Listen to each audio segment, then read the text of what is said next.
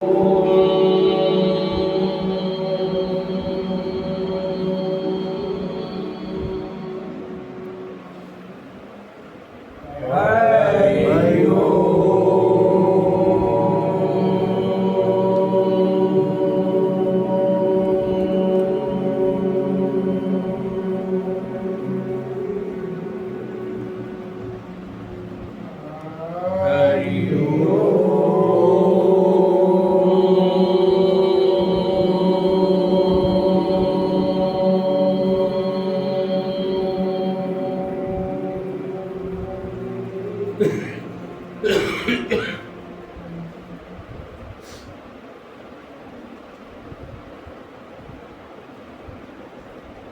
सुख नित्य प्रकाश विभु नाम रूप आधार मति न लखे जही मति लखे सो में शुद्धि अपार विचार सागर की द्वितीय तरंग विवरण चल रहा है। जैसे पढ़ाते समय कोई बात बुद्धि में प्रश्न बन जाए तो उसको बाद में रखना चाहिए, अवश्य रखना चाहिए, नहीं तो बात क्लियर नहीं होगी तब तक ये विषय जो है आगे बढ़ नहीं सकता।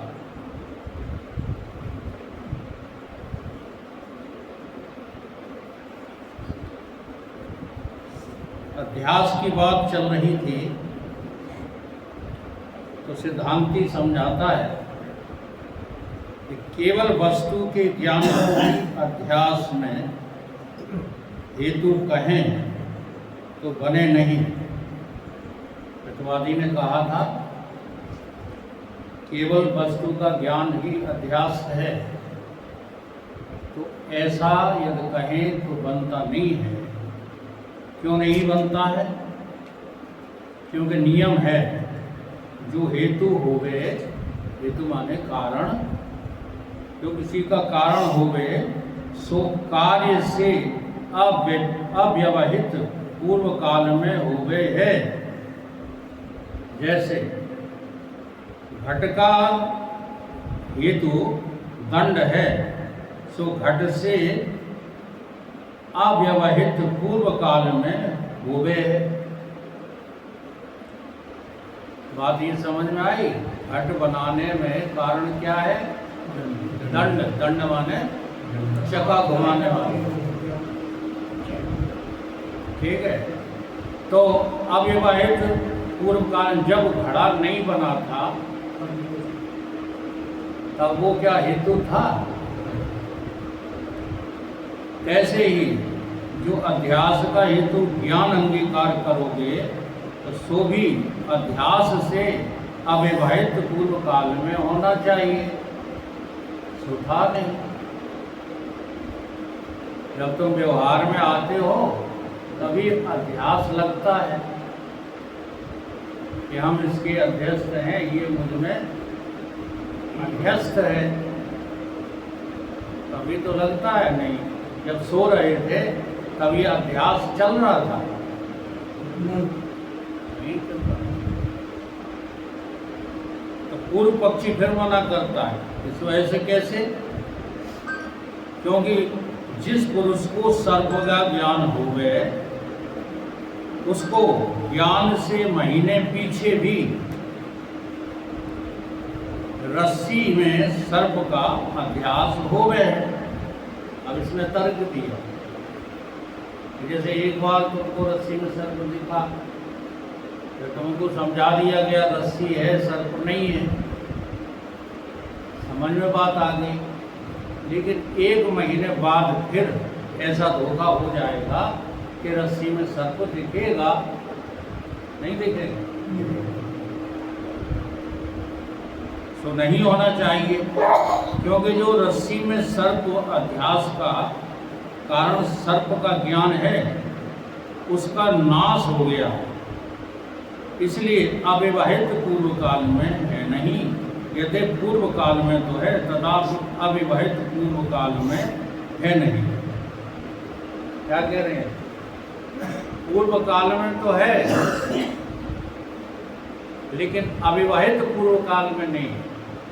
इसका अर्थ ये है कि जब तुम व्यवहार में नहीं थे तब नहीं था, तो रस्सी सर्प की ये तो हमेशा से है, लेकिन जब व्यवहार में थे तब नहीं था। तब तुम्हें रस्सी लगेगी नहीं थी, आत्मा लगी नहीं रही। व्यवहार में सब लोगों को आत्मा नहीं लगती, नहीं दिखती। जो भी दिखता है वो शरीर का कोई न कोई अंश दिखता है। तो अंतराय रहित का नाम अविवाहित है, अव्यवहित। अंतराय मतलब अंतर। कितना हमारे तुम्हारे में जो है अंतर है। तो अंतराय रहित है। ये जो अंतराय है इसके बिना अविवाहित होता है। व्यवहार में अंतर होता है, अव्यवहार में कोई अंतर नहीं होता। व्यवहार नहीं करो और कहो हमारा तुम्हारा कार्य एक जैसा है। देखा है किसी ने एक जैसा है कि नहीं? और अंतराय सहित नाम व्यवहित है। और जो अंतर है वो व्यवहार में है। इसलिए भगवान कृष्ण ने भी गीता में ये सूत्र स्थापित किया, समदर्शना च पंडिता न तु समवर्तन्ते। समान बर्ताव कभी हो ही नहीं सकता। अगर समान बर्ताव का नाम तुम ज्ञान समझते हो, मोक्ष समझते हो या और कुछ समझते हो, समता समझते हो, तो वो बहुत बड़ी भूल में हो। कार्य में समता कभी समता नहीं होती और हो ही नहीं सकती, चाहे जितना प्रयास कर लो। कार्य में समता नहीं होती, समता सदैव कारण में होती है। इसलिए दृष्टि कारण पर रखो। कारण पर दृष्टि रखने से हमको संसार से जल्दी शीघ्र वैराग्य होने की उम्मीद हो सकती है। और कार्यों पे रखोगे तो एक से बढ़कर एक महान कार्य करने वाले हैं। आज तुम जो है छोटे महान की नकल करोगे, कल बड़े महान की नकल करोगे। और नकल कर करके कोई भी कभी महान नहीं होता। जो महान तत्व है, जिससे अधिक कोई महान है ही नहीं, उसी को अहम गत्वा मैं करके जानना महानता है। और वही महानता जो है आपको व्यवहित अविवाहित में समान दृष्टि दे सकता है। चाहे व्यवहार करो और चाहे ना करो, आप समता में रहना सीखो। जैसे अभी मैंने चर्चा की ब्रजेंद्र से। ब्रजेंद्र बोले हम थे तो मास्टर साहब के यहाँ, आपके पैर छुए थे। मैंने पूछा मास्टर साहब के यहाँ गए थे? तो बोले आपके पैर छुए थे, आप वहीं तो बैठे थे। आप देखिए, इन्होंने मेरे पैर छुए, बातचीत भी की, और जब इन्होंने याद दिलाया तो याद भी आ गई उस बात की कि मास्टर साहब ने इशारा किया अपने बच्चे को कि वकील साहब को बुला रहा। ये सब इन्होंने देखा और मुझसे कहा। अब मेरे ख्याल में ये आए या नहीं आए, ये बात क्यों नहीं थी? क्योंकि हम किन्हीं और ख्यालों में थे। जिस समय ये सारी घटनाएं हुई, उस समय हम जो है इनके टच में, यानी व्यवहित नहीं थे। हम थे तो, ऐसा नहीं कि हम नहीं थे, लेकिन हम अव्यवहित थे। ये दो शब्द समझाए जा रहे हैं। अंतराय रहित का नाम अविवाहित है। जहाँ कोई अंतर नहीं रहता है वहाँ व्यवहार भी नहीं रहता। अगर तुम व्यवहार से इसका नपना लगाओगे कि हम तो बहुत अच्छा व्यवहार करते हैं, उनसे ऐसा अच्छा रखते, हमारी कभी प्रशंसा नहीं करते, जो बिल्कुल व्यवहार में निपुण नहीं है उनकी प्रशंसा होती रहती है, तो वो बात यहाँ समझाई जा रही है। अंतराय रहित का नाम अविवाहित है। कोई व्यवहार नहीं है वहाँ, जहाँ अंतराय भी नहीं। अंतराय माने डिफरेंस नहीं है, हम में तुम में कोई अंतर नहीं है। जब हम और तुम एक हैं तो वहाँ व्यवहार से नहीं है। व्यवहार जब भी करेंगे तब जरूर व्यवहित होंगे। व्यवहित का मतलब है कि अंतर जरूर होगा, नहीं होगा। यद्यपि राम लक्ष्मण भरत शत्रुघ्न सम दृष्टि से एक है, लेकिन चारों भाइयों के व्यवहार पृथक पृथक है। तो जो ऐसे कहोगे कि कार्य से पूर्व काल में जो हेतु चाहिए तो व्यवहित पूर्व काल में होवे अथवा अविवाहित पूर्व काल में होवे, और कार्य से अविवाहित पूर्व काल में होवे, ऐसा नियम अंगीकार करें तो विहित कर्म स्वर्ग प्राप्ति का हेतु है और निषिद्ध कर्म नरक प्राप्ति का हेतु है। शास्त्रों में जो कर्म जरूरी बताए गए हैं उनके करने से हमको पुण्य प्राप्त होता है और वो स्वर्ग के हेतु बन जाते हैं, उनसे हमें स्वर्ग मिल जाए। और जो शास्त्रों में मना किया है, ऐसा मत करो ऐसा मत करो, उनको करने से हम नरक के जो है भागी हो जाते हैं, नरक प्राप्ति के हेतु हो जाते हैं। यह शास्त्र की वार्ता अप्रमाणित हो जाएगी। क्यों? काया वाचिक और मानसिक क्रिया का नाम कर्म है, सो क्रिया अनुष्ठान काल से अनंतर ही नाश हो जाएगी और स्वर्ग नर्क कालांतर में होवे हैं, या से स्वर्ग नर्क प्राप्ति के अव्यवहित पूर्व काल में विहित कर्म और निषिद्ध कर्म है नहीं।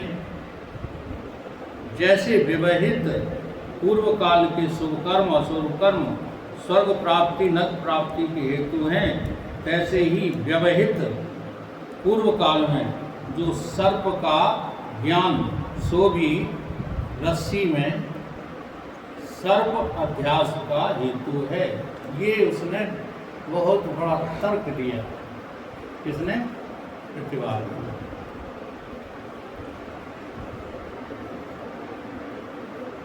क्या कह रहा है? बहुत गहरा विषय है। उसने तर्क क्या दिया कि जैसे निषिद्ध कर्म करोगे तो नरक होगा और विहित कर्म करोगे तो स्वर्ग होगा। तो ये निषिद्ध कर्म और विहित कर्म क्या बन गए? हेतु बने गए। ठीक है। अब ये हेतु जो है पूर्व विवाहित पूर्व काल में भी है, अविवाहित पूर्व काल में भी है। ऐसा नहीं है कि अविवाहित पूर्व काल में हो हेतु और विवाहित काल पूर्व काल में न हो। तो कह रहा है कि ऐसे ही रस्सी में जो सांप का ज्ञान हो रहा है,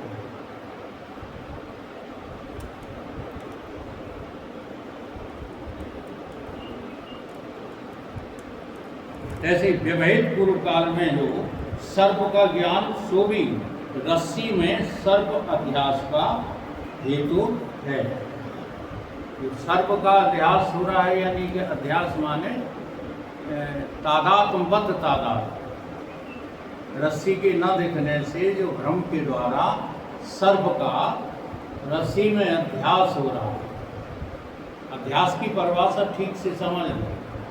कुछ का कुछ देखने का नाम अध्यास है। जो चीज़ है नहीं उसका किसी से संपर्क करना।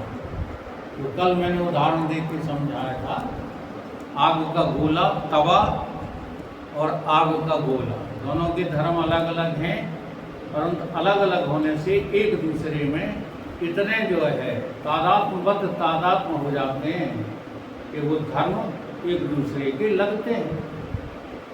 लोहे का धर्म आगी में लगता है, आगी का धर्म लोहे में लगता है। ऐसे ही हमारे यहाँ शरीर के धर्म आत्मा में, आत्मा के धर्म शरीर में जो लगते हैं, ये अध्यास का विषय है। किस कारण से लगते हैं? अध्यास का विषय। तो सर्प अध्यास का हेतु, रस्सी में सर्प अध्यास का कारण बन गया। सर्प को कारण बना रहा, भ्रम को कारण नहीं बता रहा। फिर सर्प को कारण बता रहा है अध्यास का। ऐसे ही ये सारा का सारा जो है प्रपंच अध्यास है। उसके अनुसार, प्रतिवादी के अनुसार तो अध्यास है तो सत्य है, ये कह रहा है। तो सिद्धांती ने कहा कि ये वार्ता जो तुम्हारी सत्य नहीं है।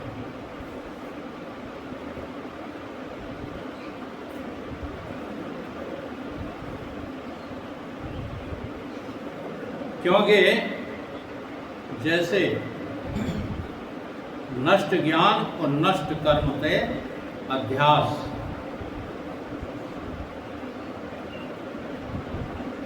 ज्ञान नष्ट हो गया, कर्म नष्ट हो गया, और उससे अध्यास और स्वर्ग नरक की प्राप्ति अंगीकार करोगे। कैसे ही मृत कुलार और नष्ट दंड से भी घट होना चाहिए। क्या दिया सिद्धांती ने उदाहरण कि अगर तुमको इनको नष्ट समझ लोगे, कर्म नष्ट हो गए, ज्ञान नष्ट हो गया, ठीक है, फिर काय का इतिहास।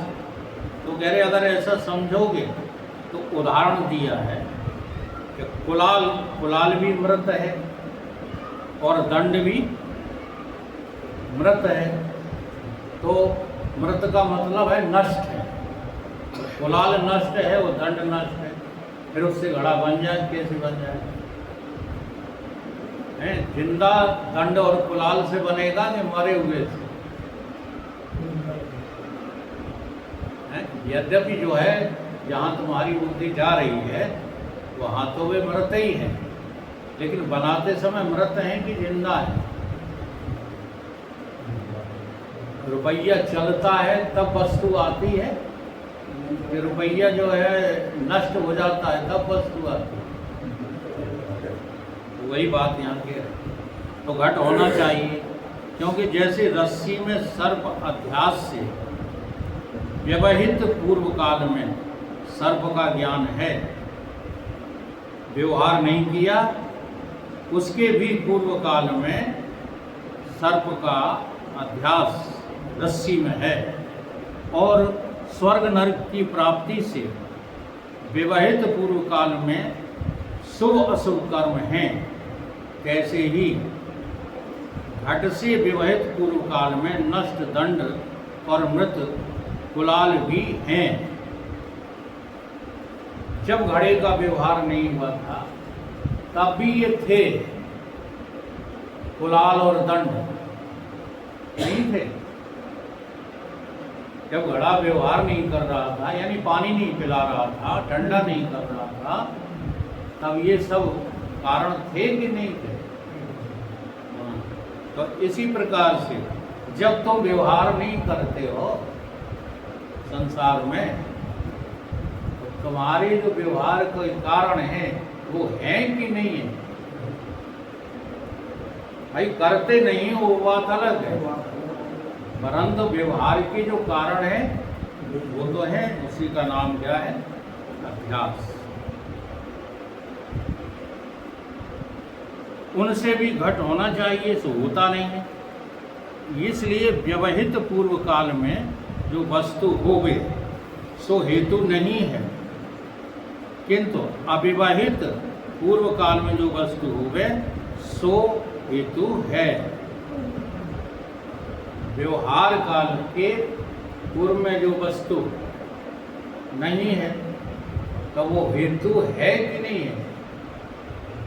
जैसे बहुत गहराई से चिंतन करो। अभी जो है आपका लड़का या लड़की विवाह योग्य है, ठीक है, विवाह तो नहीं हुआ, तो लड़की के लिए लड़का, तो लड़का के लिए लड़की, यानी दूल्हा के लिए दुल्हन, दुल्हन के लिए दूल्हा। विवाहित पूर्व काल में है कि नहीं है? बताओ, है कि नहीं है? है। और जब व्यवहार होने लगेगा तब भी है। तो वही बात ये समझा रहे। इसलिए व्यवहित पूर्व काल में जो वस्तु हुए सो हेतु नहीं, किंतु अविवाहित पूर्व काल में जो वस्तु हुए वही हेतु होती है। शादी इन कारणों से हो गई, कहते हैं ना लोग, इनकी वजह से हो गई, इनने कराए थे, ये नहीं होते तो नहीं, ऐसा नहीं है। इसका कारण तो बहुत पूर्व से था। इसका कारण तो तब से था जब दूल्हा दुल्हन जन्मे नहीं थे। जी हाँ, ऐसी रचना विधि के विधान में जो है लिखी रखी रहती, तो वो कारण व्यवहित काल से पूर्व भी है, अविवाहित काल से भी पूर्व है। हमेशा हेतु होता है, और वो हेतु होता है वही जो है अध्यास पैदा करता है। तो शुभाशुभ कर्म भी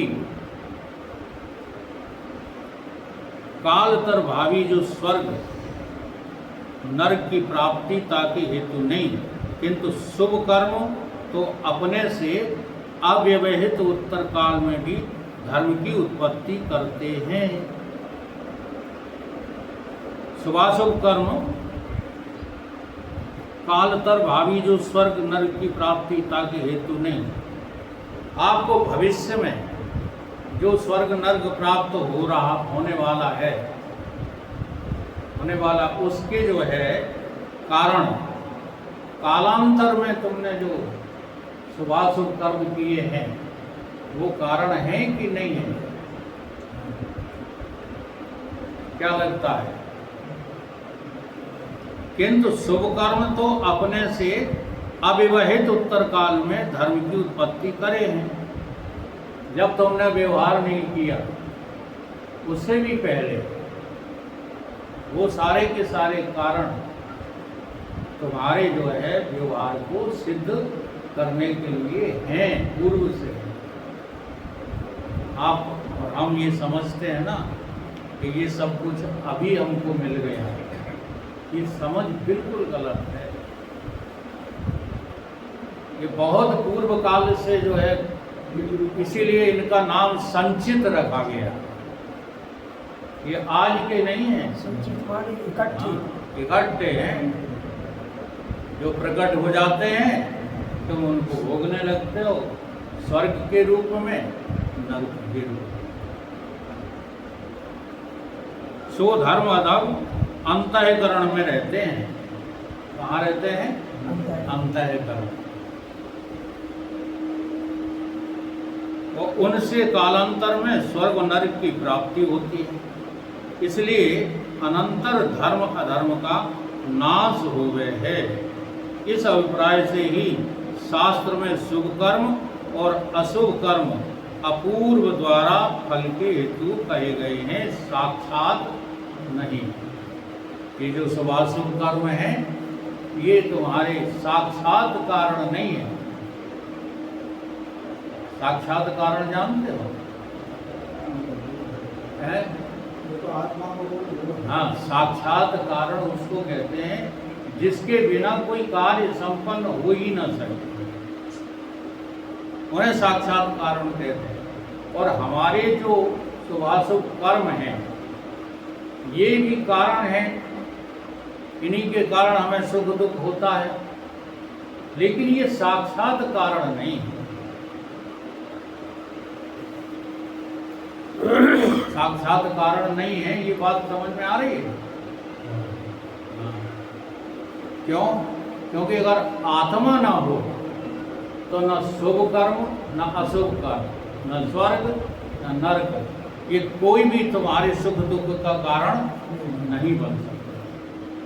इसलिए साक्षात कारण तो शुद्ध चेतन ब्रह्म आत्मा ही है।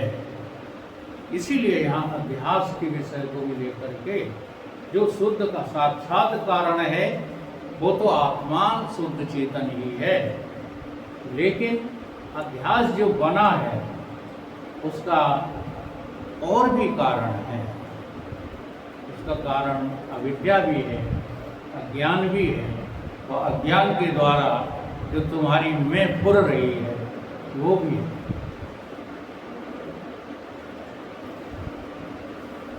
अपूर्व नाम अधर्म धर्म अधर्म का है।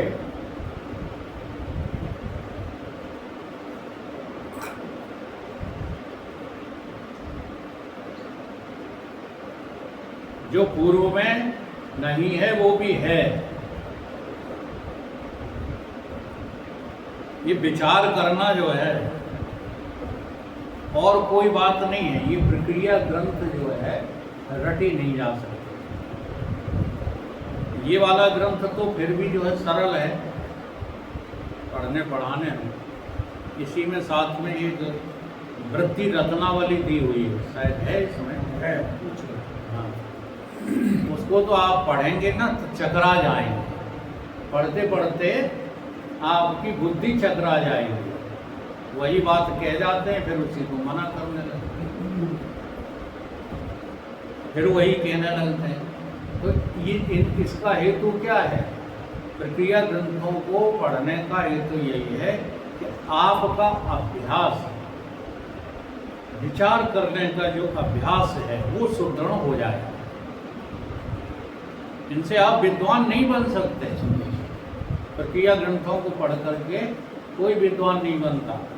विद्वान बनने के लिए तो गीता रटना पड़ेगी, विद्वान बनने के लिए तो श्रुतियों को रटना पड़ेगा, रामचरितमानस कंठस्थ करना पड़ेगी। लेकिन हमारा जो उद्देश्य है वो मनुष्य का विद्वान बनना नहीं।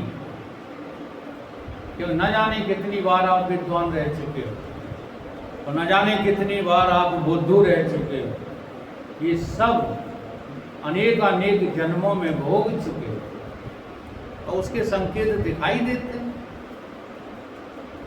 कोई व्यक्ति बहुत जल्दी जो है विद्या सीख जाता है, किसी को तुम जो है सालों सिखाओ नहीं सीख पाता। हम जो है 22 वर्ष के हो गए तब साइकिल सीख पाए चलाना। आज के बच्चे जो है 2-4 साल के होते हैं वही सीख जाते। तो इससे जो है तुम्हारी मुक्ति का कोई संबंध नहीं। ये बहुत बड़ा भ्रम जो है लगा रहता है। तो इनकी चर्चाएं हम लोग करते रहते हैं। आप तो देखो इनका कितना नाम हो गया और अपने गुरु जी का नाम ही नहीं। तो क्या भीड़ के द्वारा नाम हो जाने से वो व्यक्ति मुक्त हो गया?